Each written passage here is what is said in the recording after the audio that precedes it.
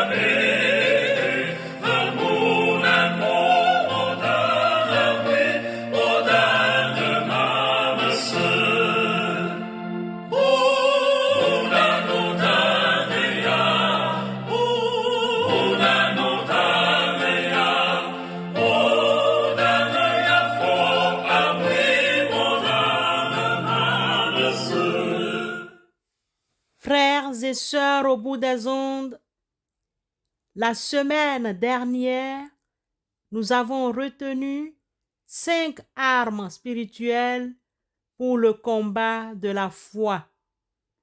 Ce matin, le chapitre 4 de la lettre aux Hébreux contient un enseignement spirituel d'une qualité exceptionnelle sur la nature humaine de Jésus.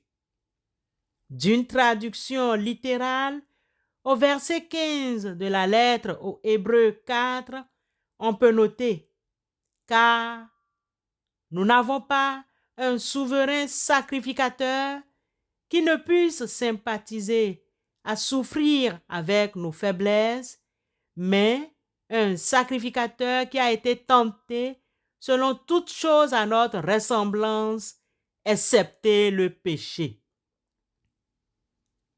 Plus explicitement, nous comprenons que les faiblesses, soit physiques, soit morales, sont inséparables de notre condition de pécheur et que devant nos maladies, nos infirmités, Jésus en connaît l'amertume.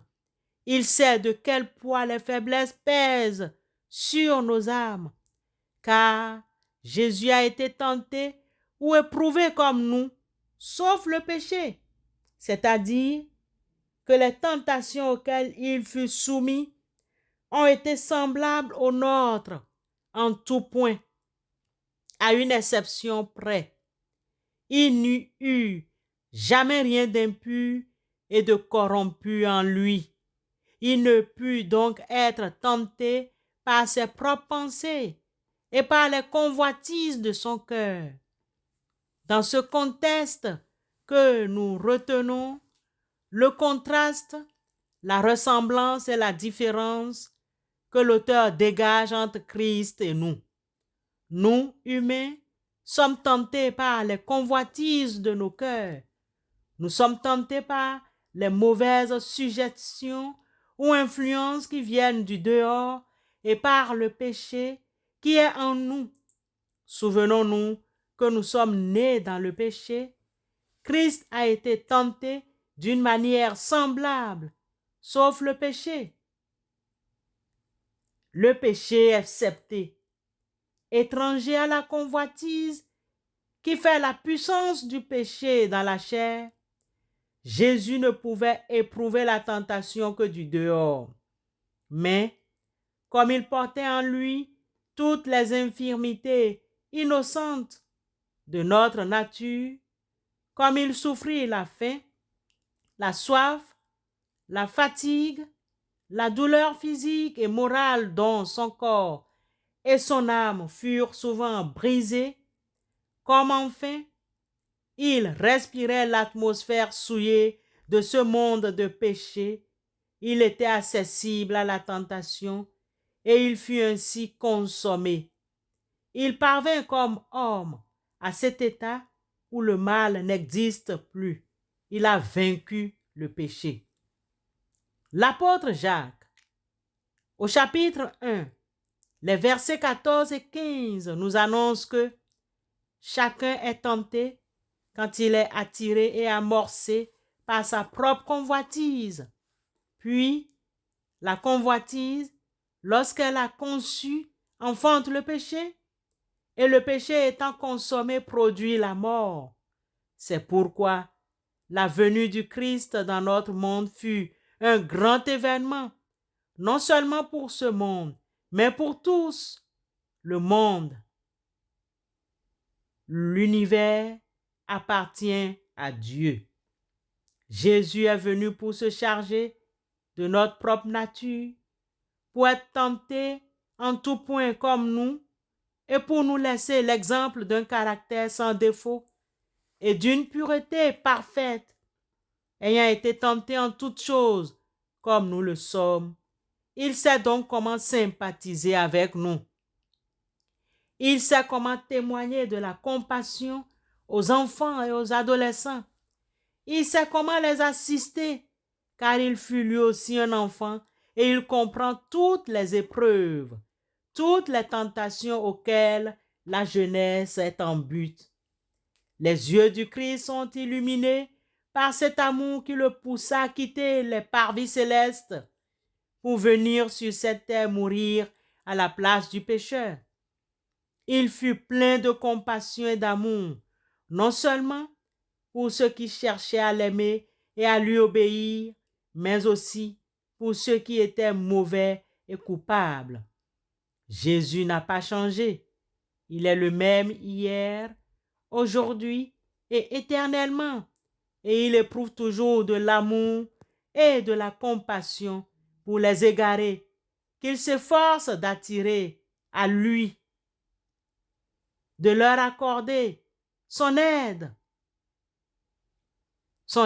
divine. Il sait qu'une puissance démoniaque combat dans chaque âme et s'efforce de s'en emparer. Mais il est venu pour détruire le pouvoir de Satan et pour libérer les prisonniers. Le caractère du Père céleste se révélait dans le Christ. Les enfants qui regardaient son visage voyaient resplendir dans ses yeux la pureté et la bonté. La douceur, la bénignité, l'amour s'alliaient chez lui au sentiment de sa puissance.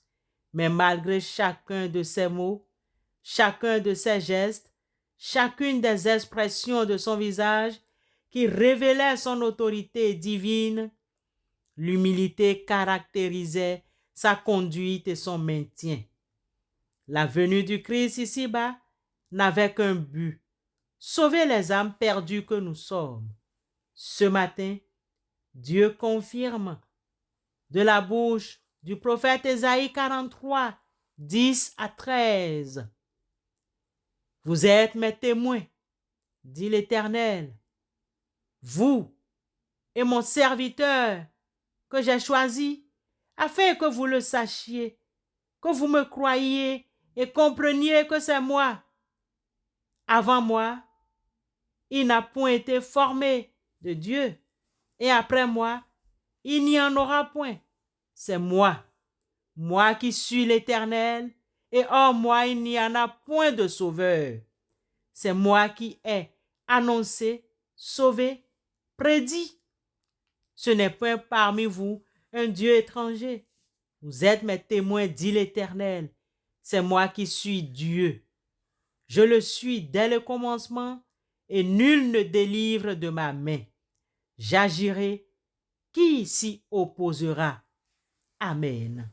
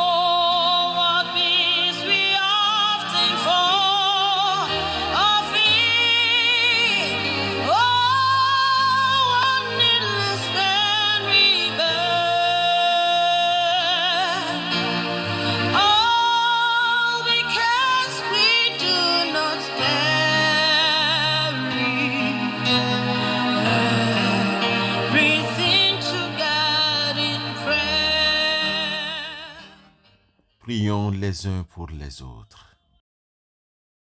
Béni soit Dieu, le Père de notre Seigneur et Sauveur Jésus-Christ, car il nous a comblés de toute bénédiction de l'Esprit dans le monde céleste, en raison de notre union avec Christ.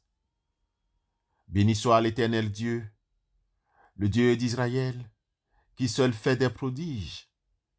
Béni soit à jamais son nom glorieux, que toute la terre soit remplie de sa gloire. Nous aussi, ce matin, nous te rendons gloire, hommage et majesté. Conduis-nous, tiens-nous par ta puissante main, comme un petit enfant qui apprend à marcher.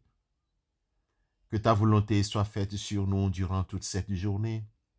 Accorde-nous ta grâce dans tout ce que nous allons faire, dire aujourd'hui pour réussir cette journée. Ô Seigneur, toi notre Dieu, nous venons à toi en ce jour pour te présenter les couples en difficulté, afin qu'ils vivent dans l'amour. Viens visiter les cœurs brisés et viens guérir les cœurs blessés. Permets que les enfants retrouvent une paix et une référence pour leur vie. Ô Esprit Saint, viens visiter toutes les familles divisées. Redonne-leur ton espérance, fortifie-les dans leur alliance et donne-leur ta sainteté. Ô Père éternel, réunis dans le cœur de Dieu tous les époux séparés. Ô Père, nous t'en prions, viens à notre secours. Viens, Esprit Saint, s'il te plaît, envoie-nous du ciel un rayon de ta lumière pour nous éclairer et discerner ce qui est mauvais du bien. Viens, Père des pauvres, viens, toi qui donnes les dons, viens, lumière des cœurs. Esprit du Dieu vivant, parfait consolateur, doux hôte de l'âme, très doux soulagement. Dans la maladie, la fatigue, le repos, dans la chaleur, dans le froid, dans les pleurs, donne-nous un réconfort. Ô lumière du monde, vrai Dieu de vrai Dieu, bienheureuse espérance, envahis profondément le cœur de tes enfants. Sans ta force, il n'y a rien dans l'homme. Il n'y a rien qui soit sans faute. Nous te demandons le don de l'intelligence pour une meilleure compréhension de l'esprit des mystères de la sainte foi. Donne-nous le don de force afin qu'aucune peur ou considération terrestre ne puisse nous arracher à toi. Au nom du Seigneur Jésus-Christ, nous te prions et écoute-nous. Amen.